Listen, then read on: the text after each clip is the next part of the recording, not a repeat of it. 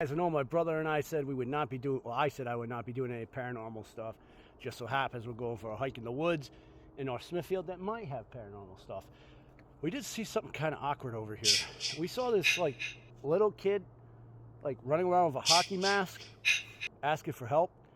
Now, my brother and I have never been very good lifeguards ever, so he's gonna throw this floaty thing to that kid in the water there, and hopefully he'll just grab onto it. Go ahead, throw it to that kid with the mask over there.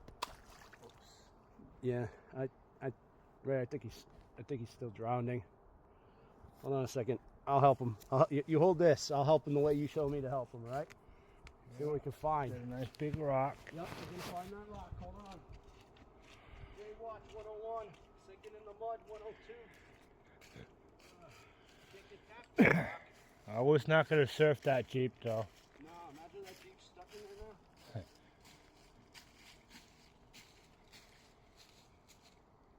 Oh, here we go, kid. This will help you swim. You might want to go that way. This is going to make a big splash. I think he said his name was Jason. Last name Voorhees. Here you go, Voorhees. Grab onto that. What do you know?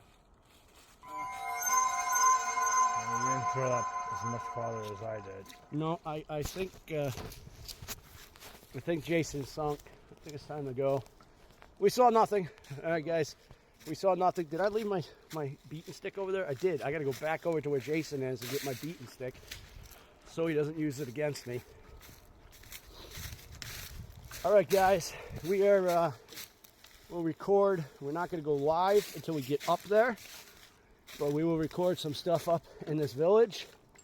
And if we don't come back, this is one of those creepy spots that, again, we keep going to places, right, that has... There you go. We keep going to places where even animals don't like to live in. This is going to be fun. All right, out there. Welcome to Horrors of History. I am the one and only Captain Rendragon, sitting down over there. As he would say, getting a wet, mossy ass is the one and only EC Pirate King. We are getting ready to hike into a very abandoned village. We went into actually the back end of it. I took a left at Albuquerque instead of a right. There's some Looney Tunes humor for you if you get that. I have never come in the front door. I'm an evil guy. I always come in the back door, not with dudes. So I'm not like that. So we're coming in through this area, and we're getting close to the village. It's actually to the right of me, and we'll be running some investigation stuff there, going live. We will 100% give the name of the village out. It's actually pretty easy to find. The path, however, is very treacherous. It's very rocky. It is very wet. So if you're not, accompanied or used to hiking areas, I highly recommend you bring yourself what's called a walking stick, a hiking stick as they would call it. These give you guys a couple necessities that I always bring with me when I'm hiking. Number one, water, the most important thing out here. We run out of this, and it's very hard to find other sources without getting ourselves sick, getting dysentery. The other thing, I always have myself some sort of sharp tool with me, whether it be a knife or a little hatchet, just in case I get caught out here and I need to start a fire because I turn myself around. That's always one of the things there too. You should bring a compass. My foolish butt did not today. A compass is definitely necessary, a compass and a map. For those that don't know how to read maps, you are screwed, because when you get out into this area, GPS does not work. So if you're hiking, I would tend to tell you, you really should learn how to read a map and read a compass. The other thing I make sure I have is my hiking stick. This utensil is not just for looks. It's not only for helping us navigate the grounds, it's also a beautiful defense mechanism if a wildlife gets too close to you and you don't want it to get closer to where it's supposed to be at. It serves a lot of purposes. In my backpack, what do I carry with me? I do have a ration back here just in case something happens. I do have the ability to start a fire out here in case it happens, and I can show you guys how to do that down the road.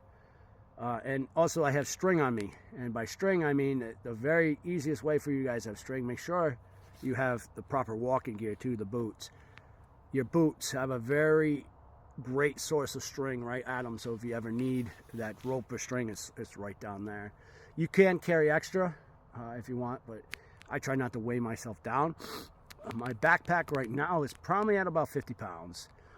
And in front of me, I got my water, which is another 10 to 15.